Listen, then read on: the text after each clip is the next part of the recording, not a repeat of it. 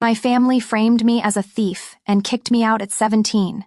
12 years later, I returned and exposed a secret that made them cry in regret.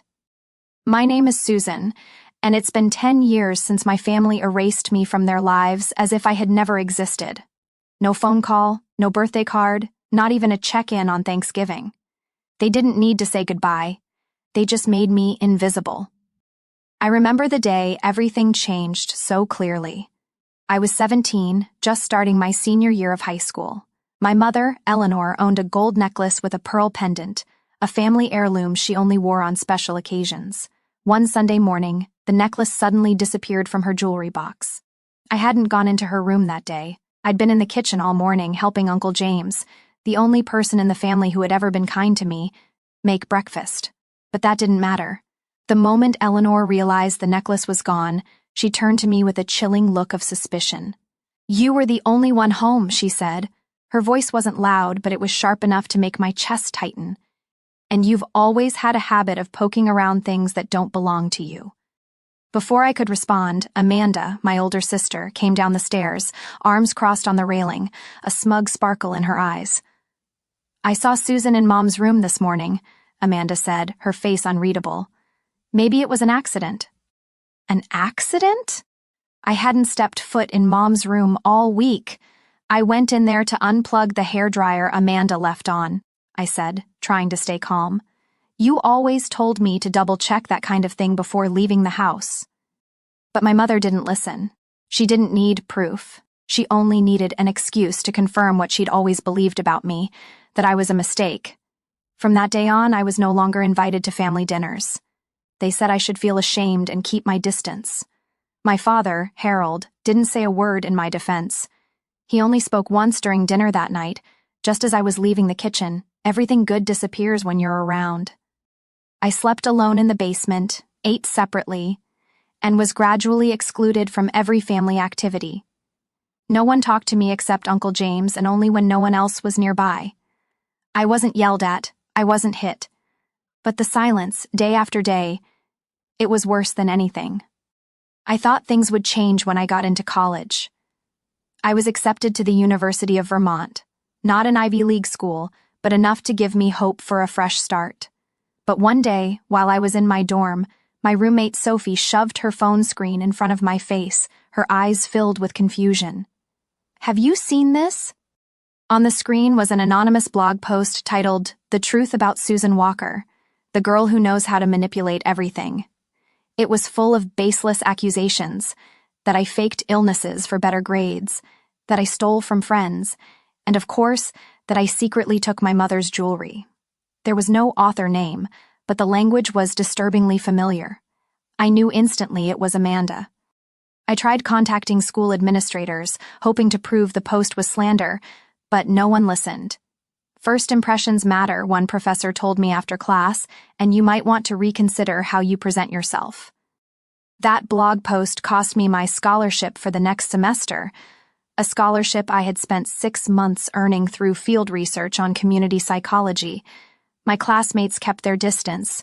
Some professors started calling my name with a cautious tone. I nearly dropped out, but I didn't. I gritted my teeth and pushed through. I worked 3 part-time jobs every week. I lived on instant noodles and powdered coffee. I studied in the library until the lights went out. I'm not sure why I kept going. Maybe a part of me still believed that if I became good enough, successful enough, my mother would call. She'd say it was all a misunderstanding, that she was wrong. But that call never came, and I stopped waiting. I graduated college at 22 with a decent GPA. No scholarships, no honors, and not a single congratulatory message from my family. I thought I had left it all behind, the past, the pain, and Amanda. But I was wrong. 3 years later, while working at a community mental health center in Providence, I got an email from a colleague. "Susan, have you seen this article? Some parts sound just like the paper you mentioned when you first joined." I opened the attachment. It was a published study in Wellness Frontiers titled Self-Recovery Behaviors in Psychologically Traumatized Youth. Author, Amanda Walker. I read every line, and my heart sank. The The structure, the citations, the data approach, even the conclusion, it was all my work. I had spent 8 months writing it in the evenings after work. Amanda couldn't have known those details unless she had the original file. Then I remembered, a year earlier, Amanda had visited my office. She said she was thinking about switching to a career in mental health and wanted to learn from my experience. I had naively opened my laptop and shared everything, my ongoing topics, community surveys, even unpublished data charts. I thought maybe Amanda was finally trying to reconnect. I even made her coffee, and once again I let myself be betrayed. I immediately contacted the journal, demanding they verify the source of the article. But 3 weeks passed with no reply. When I called, the receptionist said flatly, "We are not obligated to disclose our editorial process. If you believe there is a dispute, please pursue it through legal channels."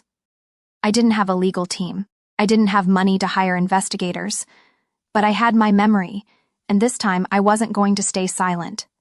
I began gathering everything: drafts, emails sent to Amanda, even an audio clip from our meeting. It wasn't long, but enough to prove she had access to my material before the article was published. I printed out every piece of evidence, labeled each folder. But while going through everything, I found something far more serious. In an old bank account I'd opened in college, I saw a series of strange transfers labeled medical consulting, research collaboration fees, specialist support, over $118,000 total, recorded over 2 years during a time I was barely surviving on instant noodles and paying tuition in small installments. The recipient name, Susan E. Walker, my name, but I had never received a cent of it. I sent the information to an old friend, Nathan, who now works as a forensic accountant. A few days later, he called me back, sounding tense. "Sue, you might be facing a tax investigation. These transactions are linked to an entity called the Walker Mental Wellness Foundation, but I couldn't find any valid operating license. It's likely a financial front. And worse, they used your tax ID number." I froze. "Who registered the account?" "Not sure yet, but one of the coordinators listed is Eleanor Walker, my mother's name." I wanted to deny it, to believe maybe it was a mistake. But deep down I knew. She never stopped. My mother once told me, "There's no place in this family for someone who tarnishes our image." Now I understand, to her, I wasn't a daughter. I was a threat to control. I reopened the old medical records file. Before my grandfather passed away when I was 15, he told me he had set aside part of an education fund just for me, because Susan is the only one who lives true to her heart. I never received a cent from that fund. Now I know why. I went through all my old emails, called the law office that once worked with my family. One of the former legal assistants, now retired, agreed to send me a copy of the revised will from 2014. My name had been crossed out. The reason written next to it, no verified blood relation. I started shaking, not out of anger, out of fear, because I knew she had faked a DNA test, and she used that result to erase me from every legal record of the family. But they forgot one thing. I'm no longer the 17-year-old girl who got silently cast out of her own home. I got the wedding invitation on an April afternoon, just as I was preparing to submit a package of evidence to Nathan's law office. Cream envelope, thick paper, gold trim, and my name, Susan E. Walker, written in a handwriting I could never forget, my mother's, Eleanor. I didn't open it right away. I stared at it sitting on my kitchen counter like a foreign object, something both distant and haunting. 10 years. 10 years of no calls, no check-ins, and now a wedding invite? I pulled the card from the envelope, my hands going cold, like the blood was draining from them. Embossed in glittering print, "You are cordially invited to the wedding of Amanda Walker and Zachary L. Morrison. June 18th at Carlton House, Newport." Zachary Morrison. It hit me immediately.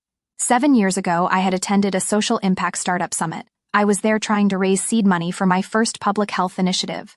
One of the judges that day was Zachary. He was the young CFO of a private health investment fund. Smug, polished, textbook arrogance. When I finished my pitch, he smiled faintly and said to the entire room, "Interesting concept, but maybe learn more about finance before stepping into the real arena." I stood frozen on stage, my face burning, heart sinking. That was the last time I ever pitched as a founder. After that, I shifted to consulting behind the scenes. And now, the man who publicly humiliated me was about to marry my sister. At first, I thought it was a joke. But no, the invite was printed with real ink. A real date, a real venue. Carlton House isn't a place for pranks, it's a historic oceanfront hotel known for high society New England weddings, the kind you see in luxury documentaries about the American dream. I set the invitation back on the table and sat down, my head spinning. This wasn't random. Amanda knew I had met Zachary. So did my mother. They knew the history, the pain, and they still sent it. No note. No, we'd love to see you. No, we hope you'll forgive. Just a cold invitation that felt more like a command. At first, I thought about tearing it in half, but then another thought crept in. Part of me wanted to understand why. Another part, the coldest part, realized they didn't want me there to reconcile. They wanted me there to witness, to be a silent bystander, a shadow in the back row, a reminder that I would always be the outsider. They forgot one thing: I'm not the same Susan anymore. That night, I called Nathan. "Are you busy on June 18th? I asked, trying to keep my voice steady. "What's going on?" "I'm going to a wedding, and I might need someone to sit next to me so I don't throw a glass of wine in someone's face." He laughed, then went quiet. "Are you sure?" "I'm not going to offer congratulations," I said. "I'm going to look them in the eye and let them see I'm still standing." After the call, I opened my closet and took out the navy blue dress I'd never worn, fitted, deep V-neck, open back, elegant enough to avoid criticism, sharp enough to turn heads. I didn't need their approval. I needed them to see that I survived, and that I wasn't afraid of anything anymore. My body was exhausted from a long day, but my mind was spinning like a rewound film reel. The closer the wedding came, the more I realized this wasn't just an invitation. Amanda never did anything by accident. Every move she made was a chess piece she believed would win her the game. I got out of bed around 2 a.m., made a cup of ginger tea, and opened my laptop. The cold blue screen lit up the dark. I opened the Walker archive folder, a file I had created 3 years ago, then abandoned out of sheer exhaustion from fighting the past. I slowly scrolled through, opening one file at a time, fragments of old emails, original research drafts, photos I'd saved from events Amanda attended. It was all still there, scattered like puzzle pieces that never formed a picture. This time was different. This time I wasn't searching for fairness. I wanted the truth, and I was ready to turn over every stone to find what was buried beneath. I started with the plagiarized research paper. I found the original document I had emailed Amanda with the file attached, date and time-stamped. A week later, she replied with the subject line, "Wow, you really should publish this. I saved that exchange." Then I dug into Amanda's academic records.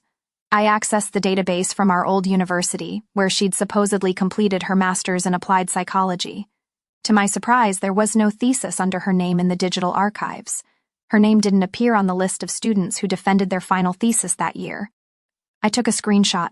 My blood went cold. Next, I went to an anonymous blog I had discovered during my freshman year, a site that spread nasty rumors about female students. There was a series of posts focused on me back then. I suspected Amanda but couldn't prove it. This time, I was more careful. I asked Nathan to help trace the IP address from the blog's hosting server. One of his software engineer friends tracked it to a device that had logged in from the offices of the Walker Foundation, where Amanda once served as program director. I saved the technical confirmation, another link in the chain. But what truly chilled me was what I found when I began reviewing the Walker Foundation's financial activity. With access Nathan obtained from public records, we traced several suspicious payments listed to anonymous consultants.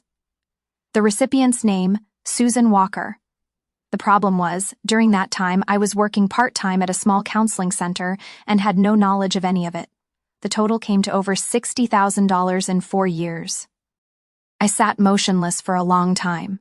They had used my name to hide shady transactions. They created a fake persona of me as some phantom contributor while I was scraping by month to month. I could barely breathe as I opened the next file. A leaked medical report, source unknown but complete with the logo and stamp of Harbor Wellness Clinic, where Amanda had interned during her final year of graduate school. The report described a failed treatment that led to a 7-year-old boy being hospitalized due to a prescription error. The attending clinician listed a walker. At the bottom of the internal investigation summary, the final line made my skin crawl: insufficient evidence of professional misconduct. Case closed per executive order from Director Eleanor Walker. My mother. Again, my mother. I quietly closed the laptop and leaned back in my chair. The truth was undeniable now.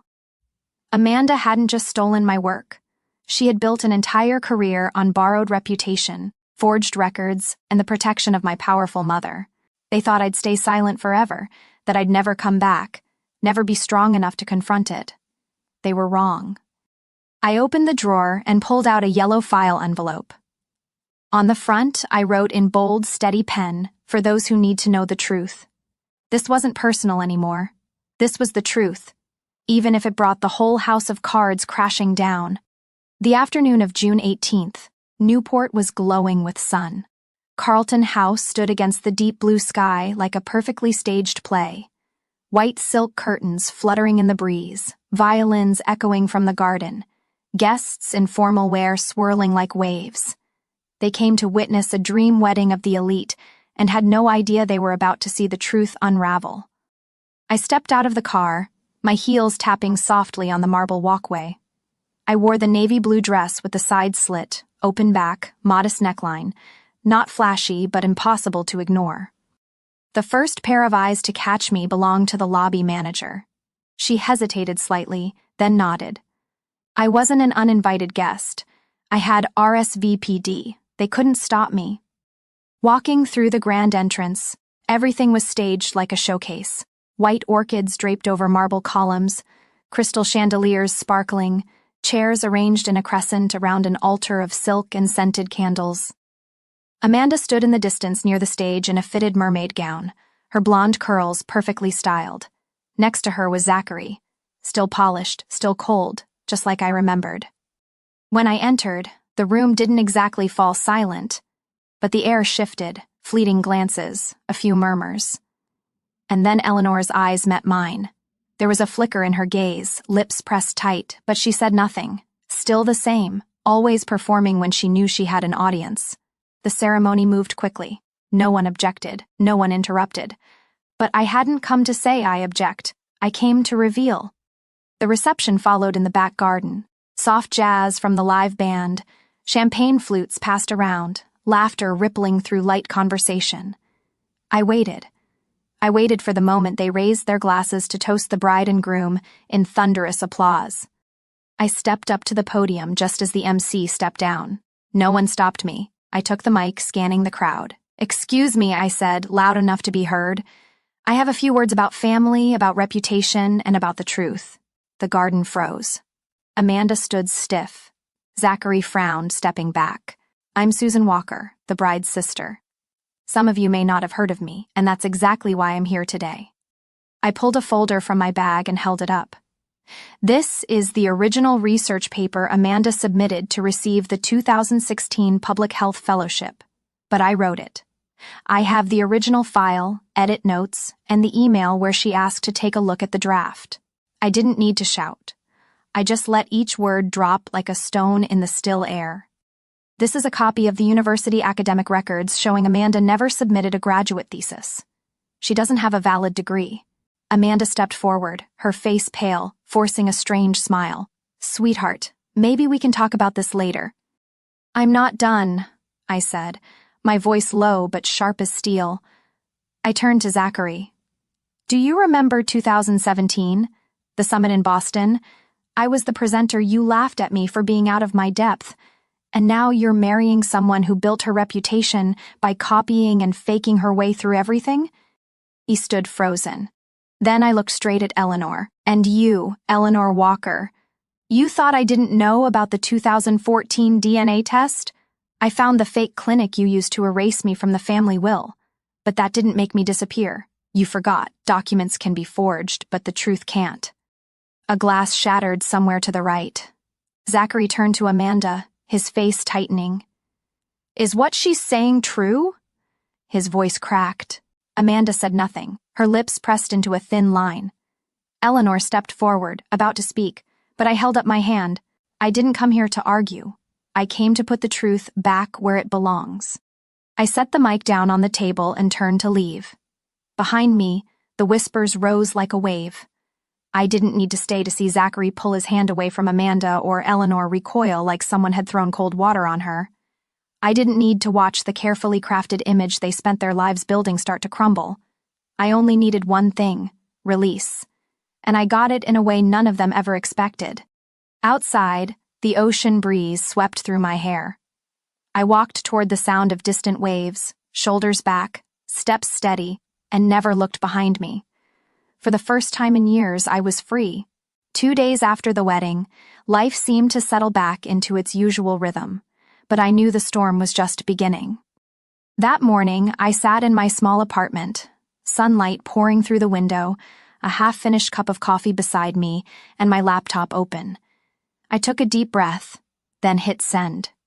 The first email went to 3 prominent health and education blogs: Health Watch Now, Scholarscope, and the Academic Mirror. Attached were copies of my original research, email exchanges with Amanda, documentation of the plagiarism, incomplete academic records, and the patient file from the prescription error at Harbor Wellness Clinic. I didn't sign my name. I didn't need to. The truth spoke for itself.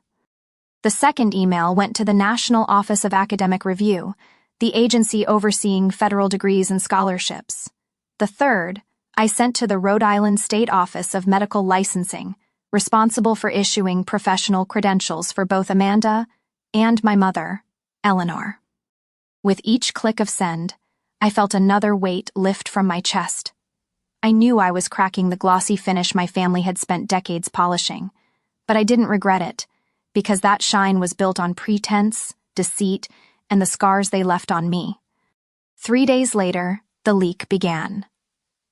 On Tuesday evening, Health Watch Now published an article titled, "Plagiarism Concerns Emerge in Scholarship File of Newport Charity Executive." Though the name wasn't explicitly mentioned, a blurry photo from a spring gala 2 years ago was enough for anyone in the industry to connect the dots. The next morning, the Academic Mirror ran a more detailed report.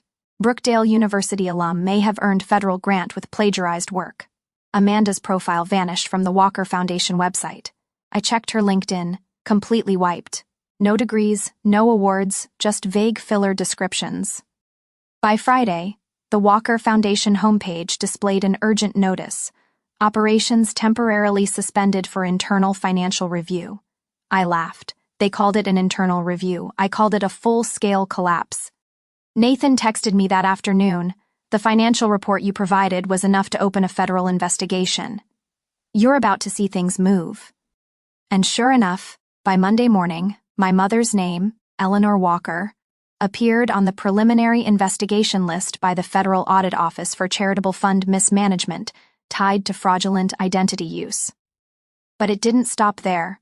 While reviewing transactions connected to the Walker Foundation, investigators discovered an account under the name Susan E. Walker had been used to legitimize expenses for fake conferences that never actually took place. They had used my name to build the perfect cover, and now that same name was pulling them into the light. A week later, my mother's medical license was temporarily suspended pending investigation. She was barred from overseeing any medical or nonprofit organization. Amanda remained silent, but according to a report from a friend of Nathan's, her academic file was now under review by the university. I didn't feel triumphant. There were no applause, no dramatic final scenes, just silence, the heavy kind that comes when a castle starts crumbling from its foundation. That night, I received a text from an unknown number. "You've gone too far. What do you think you're doing?" I didn't reply. I took a screenshot and sent it straight to Nathan. He wrote back, "The more pressure you get, the closer you are to the truth." A week later, the Newport Herald released a special investigative piece, "From Prestige to Scandal, Major State Charity Under Fire for Academic and Financial Misconduct." The article named not just Amanda and Eleanor, but also a third figure, Jonathan Granger, the foundation's deputy CFO, and Eleanor's ex-husband, my stepfather. I wasn't surprised. Jonathan had long been the man behind the numbers, never seen in public, but the one with signature authority. And now he was the first to be formally asked to step down from all roles pending investigation. The house they built on glitter, names, money, and my silenced voice was now collapsing layer by layer. I didn't need to stand there and watch it all fall. I just sat in my small apartment, sipped my tea, and held the paper I wrote when I was 21. My first study, the one that was stolen, now finally acknowledged. And I knew justice doesn't always come fast, but it always arrives on time. I was watering my balcony plants when I heard a knock, not rushed, but firm. I looked through the peephole. It was my mother. Eleanor Walker stood there, shoulders squared, gray wool coat, face perfectly made up, like she just walked out of a boardroom, even though that reputation now lay in ruins. I opened the door. She didn't speak right away, just looked at me with the same eyes that had once made me feel small 1,000 times as a child. "Come in," I said, stepping aside, though I already knew this wasn't a visit for reconciliation. She stepped in, her eyes scanning the apartment. Not to admire, to judge. Still simple as ever, she commented flatly, with no effort to hide the implication. I said nothing. I pulled out a chair for her. She didn't sit. "You've done enough, Susan," she began, voice eerily calm. "You've turned this entire family into a public joke. Do you think this is right?" I set the watering can down, wiped my hands on a dish towel, and looked her in the eye. "I didn't do anything, Mom. I just stopped staying silent." Her eyes flickered. For the first time during the visit, I saw real hesitation. "You know Amanda isn't perfect, but you didn't have to destroy everything just because you were jealous." She went on, her tone sharpening. "You always needed everything to revolve around you, and when it didn't, you attacked." I laughed softly but uncontrollably. "No, Mom. I just wanted a life where I didn't have to pretend. I wanted to be recognized for what I did, not for how well I played the obedient role." I stood up. "But you didn't want me. You wanted a daughter who bowed her head. And when I didn't do that, you erased me from everything." "I didn't," she started, but the sentence caught in her throat. "Don't say you didn't," I said, my voice calm but firm. "You faked a DNA test to strike me from the will. You let Amanda use my name for fraudulent grants. You stood by while she stole my research and only acted when your reputation was on the line." She stayed silent. The apartment suddenly felt impossibly wide in the middle of that silence. "Do you want me to apologize?" she asked at last, breaking the stillness.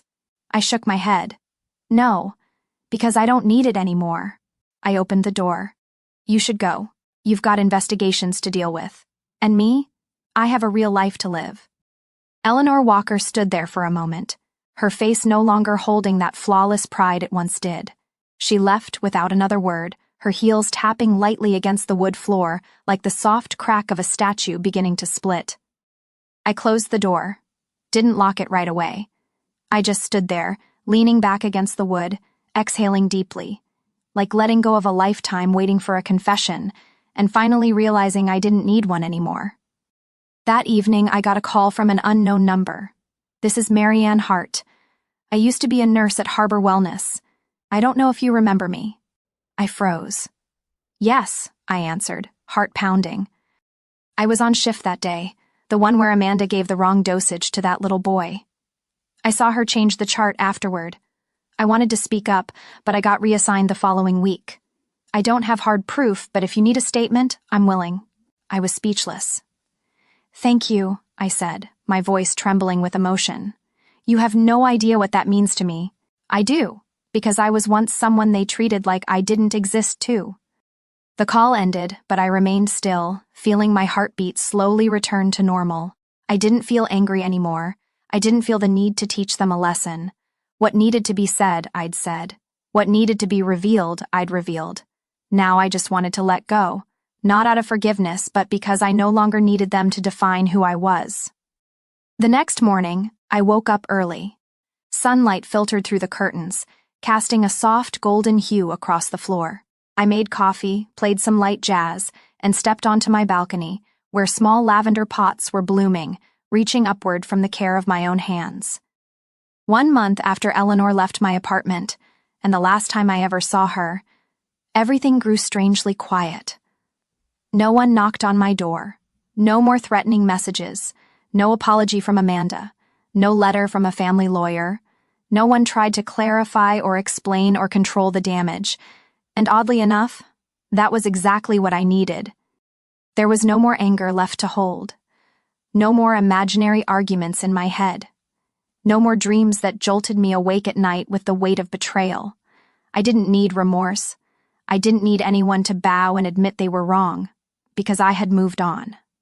One Saturday afternoon, while reorganizing my bookshelf, I found an old USB drive where I had saved every document, every piece of evidence, every truth that had once been buried.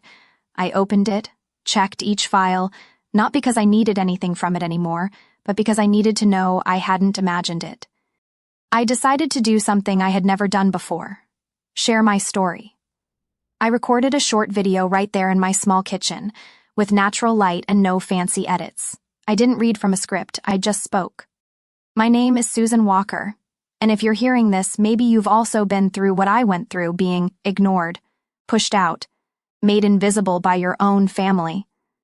I looked into the camera, calm in a way I never expected to be. I used to believe that if I stayed quiet enough, they'd forgive me. If I was good enough, they'd come back for me. But the truth is, some people don't want you to rise. They just want you silent so they can keep shining. I paused, took a breath. It took me years to learn this. You don't owe anyone your silence. You have the right to speak. You have the right to walk away. You have the right to build a new life, even if you never get an apology. I smiled. A real smile, not forced. They may never own up to their wrongs. They may never return. But that doesn't define who you are. Only you get to decide that. I ended the video with a simple line: live bigger than the limits they tried to put on you. I uploaded it to a small online forum where people shared stories about broken families. I didn't expect much, but within a week, there were hundreds of shares and thousands of comments.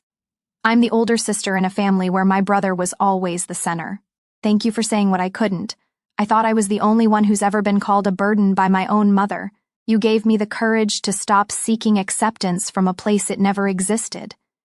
I still live my simple life, my little apartment, my work at the community counseling center, and quiet weekends teaching restorative yoga for trauma survivors. I don't need a spotlight. I have the truth. One day after yoga class, an older woman came up to me. She gently took my hand, eyes glassy but smiling. My daughter sent me your video. I hadn't spoken to her in almost 8 years, but after watching it, I called her. Thank you. I placed my hand over hers and said, it's never too late to listen. I don't know if Eleanor ever watched the video or if Amanda ever read any of the articles written about her, but it doesn't matter anymore, because the life I'm living now is no longer tied to their gaze. It isn't ruled by someone else's approval.